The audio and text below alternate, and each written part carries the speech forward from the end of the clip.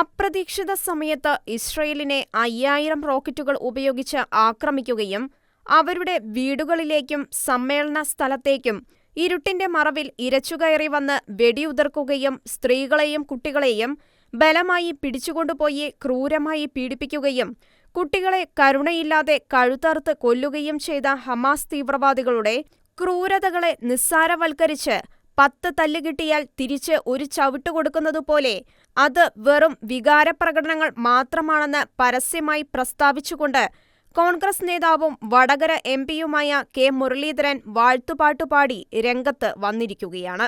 സിപിഎമ്മുകാർ തുടരെ ഹമാസ് തീവ്രവാദികളെ സുഖിപ്പിച്ച് ഡയലോഗടിച്ച് രംഗത്ത് വന്ന് കേരളത്തിലെ ഇസ്ലാമിക വോട്ട് ബാങ്ക് തൂത്തുവാരുന്നത് ഒഴിവാക്കാൻ ചരിത്രം വളച്ചൊടിച്ച് തീവ്രവാദികളെ പുണ്യവാളന്മാരാക്കിക്കൊണ്ടുള്ള വോട്ട് ബാങ്ക് സുഖിപ്പിക്കലുകൾ അവസാനിപ്പിച്ചിട്ട് കോൺഗ്രസ് നേതാക്കൾ BC 2000 വരെയുള്ള ലോകചരിത്രം പുറകോട്ടു പഠിക്കുക.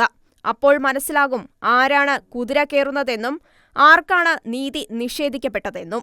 BC 1200 കാലഘട്ടത്തിൽ കാനായിൽ താമസമുറപ്പിച്ചിട്ട് വിവിധ സാമ്രാജ്യ ശക്തികളുടെ അധിനിവേശത്തെ തുടർന്ന് പല രാജ്യങ്ങളിലേക്കും പ്രവാസികളായി പോയിട്ട് 1948 UN തീരുമാനമനുസരിച്ച് തിരികെ വന്ന് രാജ്യം സ്ഥാപിക്കുകയും തങ്ങൾക്ക് UN അനുവദിച്ച പ്രദേശങ്ങളെല്ലാം സംരക്ഷിച്ച് നിലനിർത്തി മുന്നോട്ടു പോവുകയുമാണ് യഹൂദർ.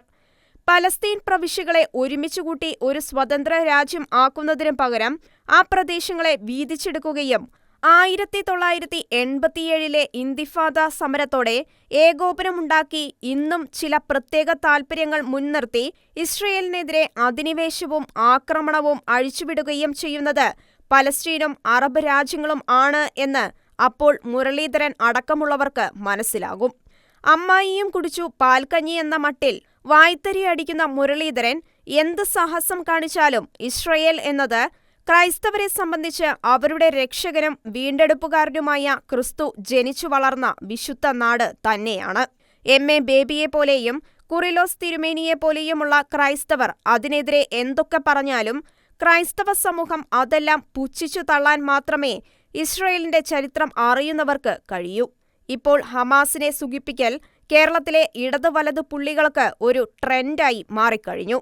കേരളത്തിലെ ഒരു മതസ്ഥരുടെ വോട്ട് മാത്രം മതിയെന്ന് കോൺഗ്രസും CPMഉം ഒരുമിച്ച് തീരുമാനിച്ച സ്ഥിതിക്ക് കോൺഗ്രസിനോട് ഒരേ ഒരു കാര്യം മാത്രം ഓർമ്മിപ്പിക്കാനുണ്ട്. അങ്ങനെ തീരുമാനിച്ചാലും CPMന് നിലനിൽക്കാൻ അവരുടെ പാർട്ടി അടിമകളുടെ ഫിക്സഡ് വോട്ട് മതിയാകും. എന്നാൽ കോൺഗ്രസിന്റെ സ്ഥിതി അതല്ല എന്ന് തിരിച്ചറിഞ്ഞാൽ അവർക്ക് നല്ലത്. ഇത്രയും കാലം കോൺഗ്രസിനൊപ്പം ഉറച്ചുനിന്ന ക്രൈസ്തവർ എന്ന കോൺഗ്രസ് വോട്ട് ബാങ്കിനെ മനഃപൂർവ്വം വിലയില്ലാത്തതായി കാണുന്നതിന്റെ പ്രകടനങ്ങളാണ് രമേശ് ചെന്നിത്തലയുടെയും കെ മുരളീധരന്റെയും ഹമാസ് പ്രീണന വാക്കുകൾ.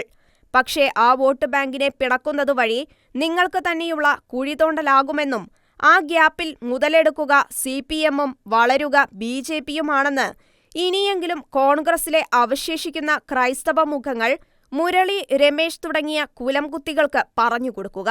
ഇതൊക്കെ തരൂർ ഇവിടെ മുഖ്യമന്ത്രി ആയാലോ എന്ന് ഭയപ്പെട്ട് മനഃപൂർവ്വം കോൺഗ്രസിട്ട് പണിത് ഇല്ലം ചുടുന്നതാണ് എന്ന് കരുതുന്നവരും ഉണ്ട്. എന്തായാലും അസ്ഥാനത്ത് കയറി ഡയലോഗടിച്ച് സ്വന്തം പ്രസ്ഥാനത്തിന്റെ നാശം ഇരന്നു വാങ്ങുകയാണ് ഈ ഖദർദാരികൾ.